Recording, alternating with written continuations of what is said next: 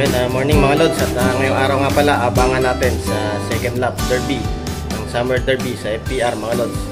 At 200 km na yun, yung layo mula doon sa pinagbitawan ng mga ibon natin mga lods. At almost 3,000 birds pa yun naikarga, at marami pang ibon.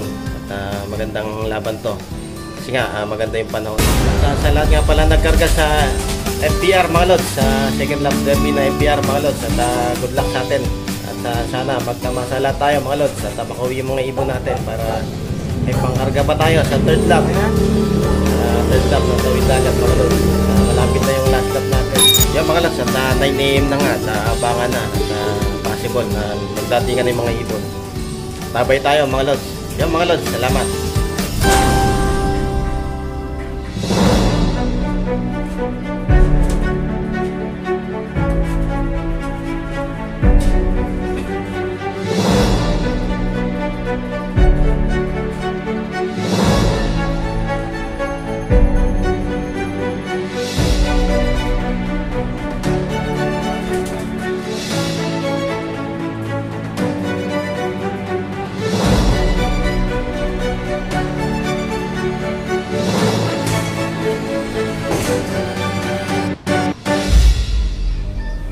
Sobrang init review araw.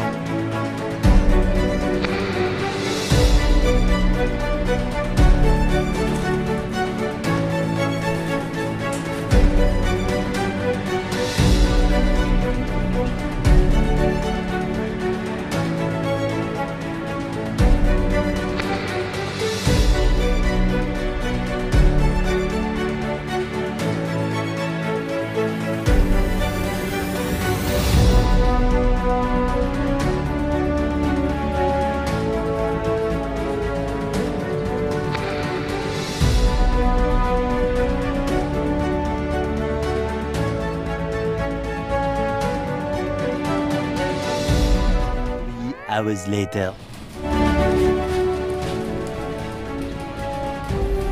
Yan, at hindi nga tayo pinalad mga lods sa second lap derby na summer mga lods. At magpapatukan na nga lang tayo ng kalapati natin. At nagpalit nga pala tayo na ng mix. At pinasadya natin yung mix natin mga lods, para maiba naman yung kondisyon ng mga ibon natin. Subukan natin kung ano yung kung effective ba yung mix natin. Yun nga, hindi tayo pinalad mga lods sa second lap. Walang nag-lock sa dalawa natin. At gayon pa man, at tabay pa rin tayo, at sana makauwi pa sila para maikarga pa natin sa third lap derby mga lods. Yung mga lods, at magpapatukan na lang muna tayo habang nag-aabang pa. Cut off na nga, almost 11 AM cut off natin mga lods. Yung mga lods, at salamat, at sana makauwi pa yung dalawa natin.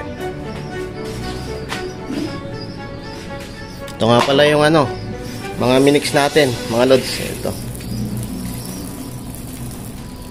hindi ko na dinamihan yung barley kasi based on observation ko hindi masyadong kinakain yung barley. Usually mga small seeds, sap, mais, ayan. Nagdagan ko na rin ng munggo. Ayan, ang dahil munggo. Ayan yung pinamix ko sa tropa natin dito sa Taguig. Kay Ronald Azores. Yan. Patungan muna tayo. Nagutom na yung mga natin. Stock bird.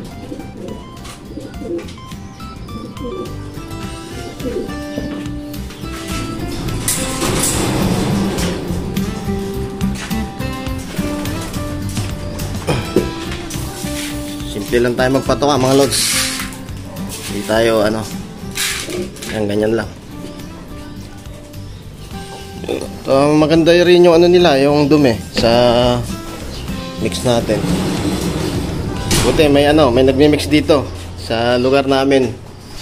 Matagal na ako naghahanap ng talaga nagmi-mix. Ngayon ko lang siya nakita. May napagturo sa akin taga rito.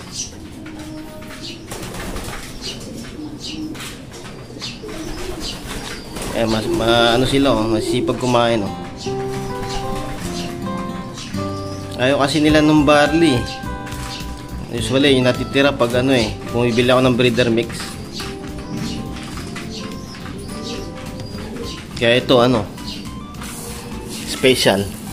Kung ano yung tinutukan nila, yun yung pinamix ko. Medyo mura pa nga medyo mura pa tong kasi tropa na makakilala. Ito yung mga natin, mga pinalaro lang sa akin itong mga to.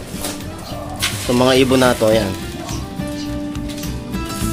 Kasi hindi ako nag-breed konti lang na-breed ko. Ayan. Kaya maganda yung dumi nila sa mix natin.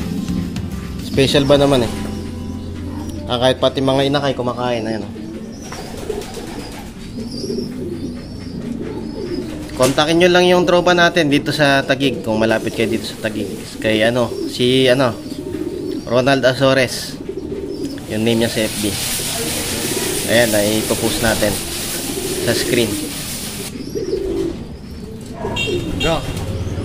Ang ganda to kasi kung ano yung kinakain lang nila ayun yung binibigay ko Ayan. Di maubos nila, 'di ba? Kaysa kung anong breeder mix diyan, paiba-iba naman ng timpla. Minsan maraming barley, minsan kukunti malilit na seeds. So sayang. Ito at least pag nagpa-mix kayo, yung kinakain talaga ng ibon nyo. I-observe nyo yung mga ibon nyo kung ano yung kinakain nila. Hindi naman natin pwedeng pilitin yan kasi yung alam nila kung ano yung para sa sarili nila kung saan sila lalakas at gaganda yung katawan nila. Saan sila maging kondisyon. Kaya maganda yung mix. Ayan, dito sa mga YB na to, hindi pa masyadong kumakain ng mais to pero matitira niya yung mga mais. Ang kakain niya yung mga matatanda, yung magugulang na. Kagaya na itong white feather. Ayan, nakakain mamaya na mais.